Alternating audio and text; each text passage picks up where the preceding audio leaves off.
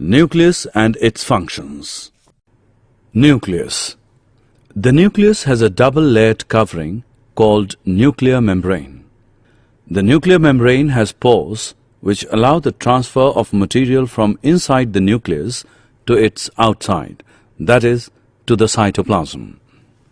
The nucleus contains chromosomes, which are visible as rod-shaped structures only at time of cell division.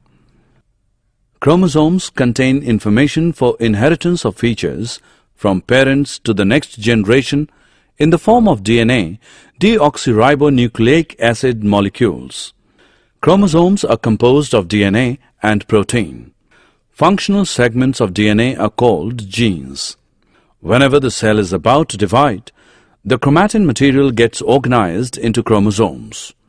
In some organisms like bacteria, the nuclear region of the cell may be poorly defined due to the absence of a nuclear membrane.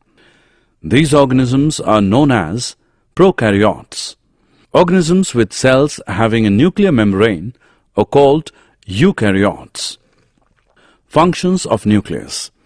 The nucleus plays a central role in cellular reproduction, the process by which a single cell divides and forms two new cells. It also regulates the cellular activities.